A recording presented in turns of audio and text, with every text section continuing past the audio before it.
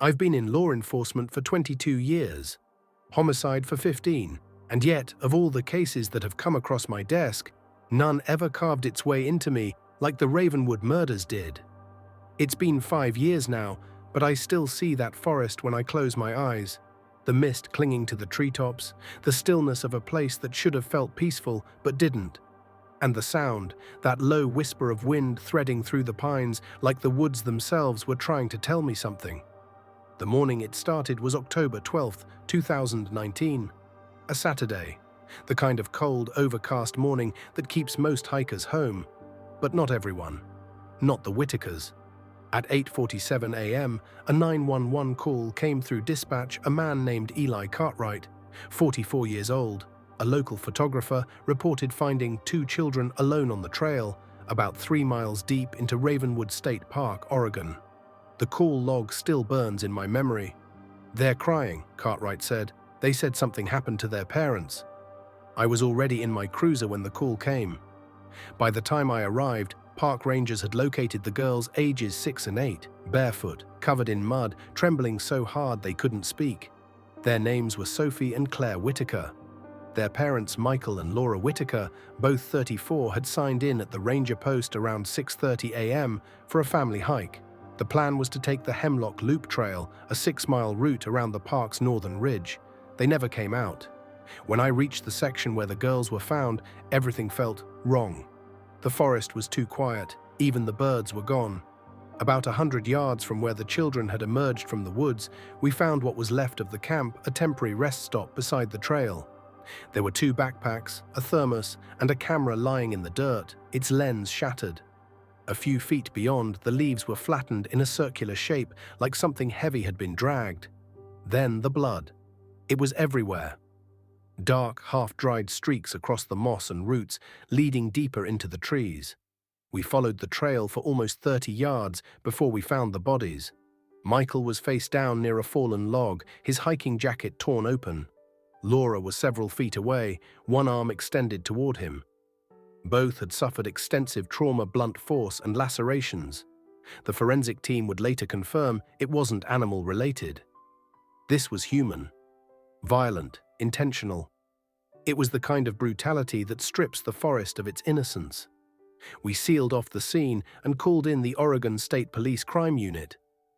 I remember standing there, the mist rising, thinking how the forest didn't care, it just swallowed everything. By noon, news had spread. A double homicide inside one of Oregon's most scenic parks, families terrified, reporters circling like vultures. The only witnesses we had were 2 traumatized little girls. When we brought them into the station, child psychologists sat with them. I stayed outside the glass, watching. It took hours before they spoke. Claire, the older one, finally whispered it. A man came out of the woods. She said he was tall, wearing dark clothes, his face dirty, like mud. No name, no description beyond that. He didn't say anything. He just attacked. Sophie said she and Claire had run when their mother yelled at them to go. They hid behind a ridge until they couldn't hear anything. Then they walked. For hours. They didn't remember seeing another hiker. We checked every trail cam in the park, nothing but wildlife. We combed the parking lot, surveillance. 32 vehicles entered that morning, 28 accounted for by evening. 4 unconfirmed. The woods turned hostile. By the second day, Ravenwood had turned into a crime scene grid. Search dogs, drones, volunteers all combing the terrain, every path, every hollow log, every abandoned campsite.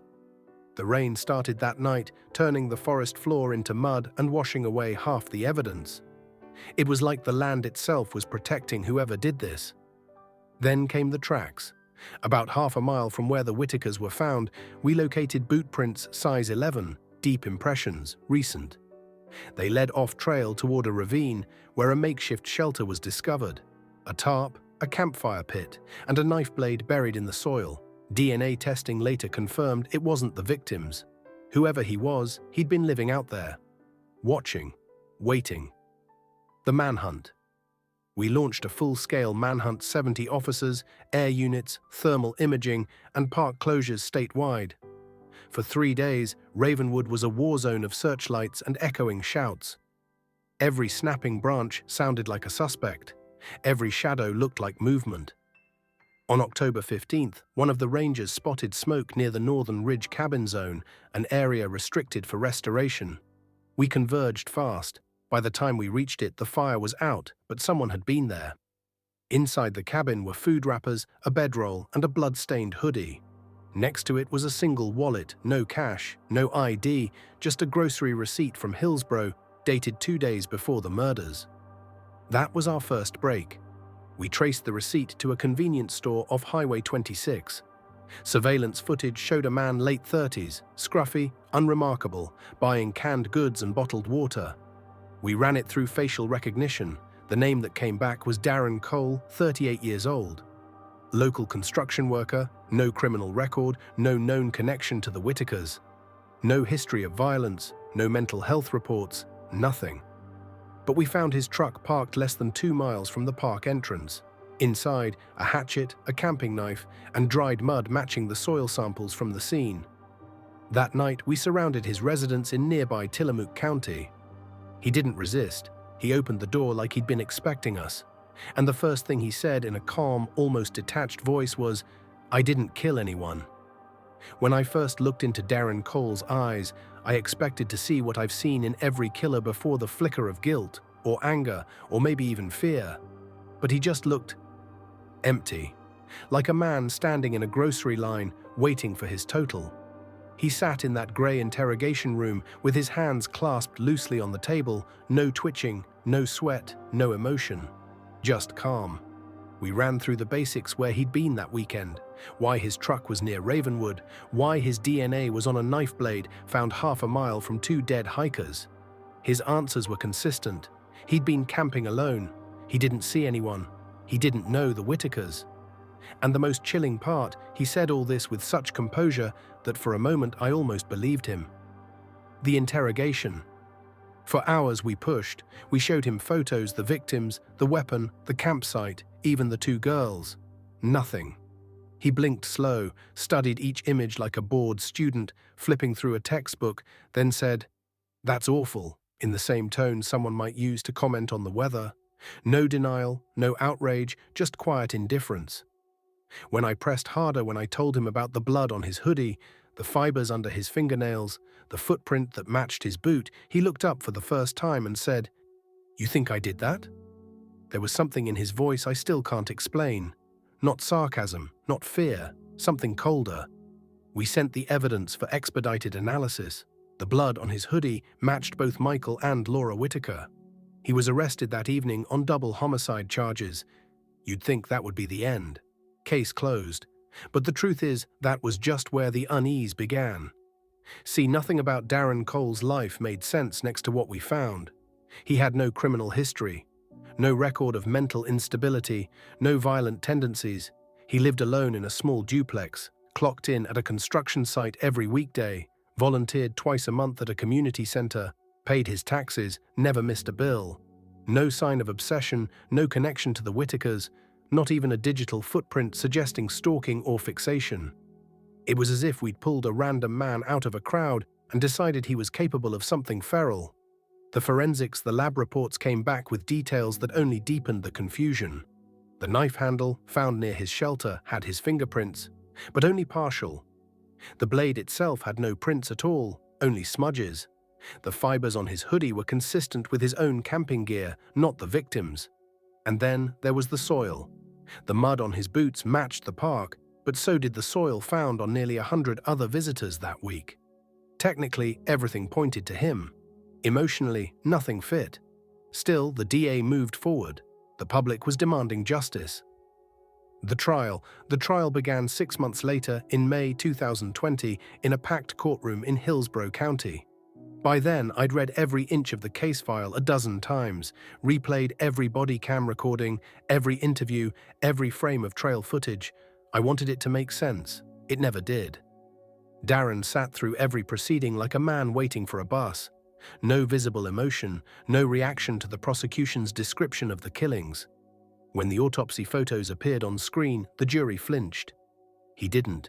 His defense attorney claimed the evidence was circumstantial. that Cole had merely been camping nearby and had nothing to do with the murders. But the DNA was undeniable. The blood on his hoodie, both victims. The knife buried near his camp, same blood. The shoe prints, same tread pattern. It was overwhelming. It was clean. It was almost too clean. On June 4, 2020, the jury found Darren Cole guilty on all counts. After the verdict, I requested one final interview with him. It wasn't procedure, it was personal. They allowed me 10 minutes in the holding area before he was transferred. He sat across from me, shackled, still calm.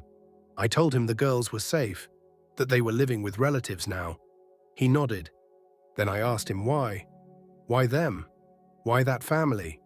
He leaned forward, rested his chin on his hands and said, "You ever feel like you've done something before, something terrible but can't remember it until you're standing in it again?" I asked what he meant.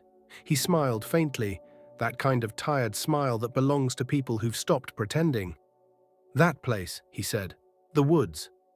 I've been there before, but there was no record of it.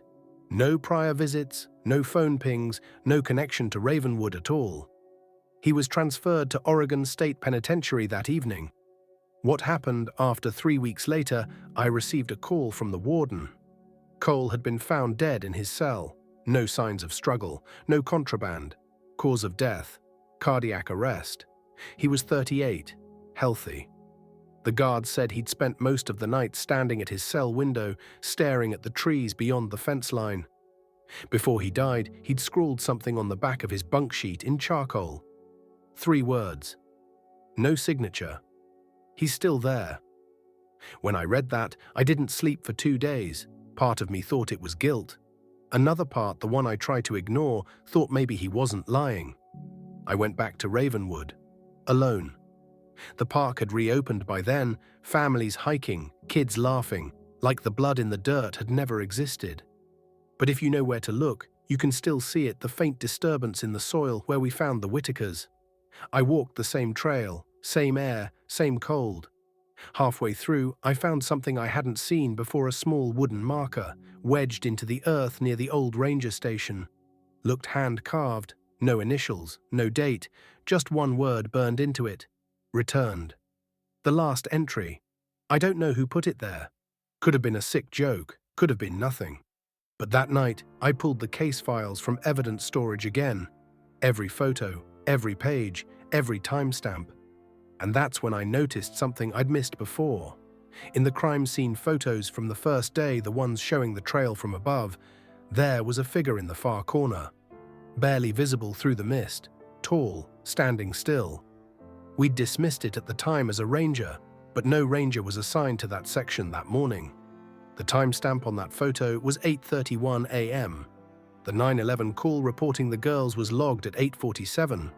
Which means whoever was standing there saw everything and vanished before we arrived. We never found that person. Sometimes, when I go back over the audio logs, I can still hear the wind in those trees, whispering like it did that first morning. And in the silence that follows, I hear something else. Footsteps, just behind the recorder's mic, too faint to be mine. The files say the case is closed. 2 victims, 1 suspect, justice served. But every year, on the anniversary, I drive out to Ravenwood again. I sit by the trailhead and wait for dawn. The fog creeps low across the ground. The woods breathe. And somewhere, out beyond the line of pines, I swear I can still hear a voice, quiet, distant, almost carried by the mist. Go. The same word their mother screamed before the girls ran. It always comes from deeper in the woods, always the same direction, and I never follow it. Because some part of me knows whatever really happened out there, whatever Cole saw or remembered too late, it's still in those trees. And it's still watching.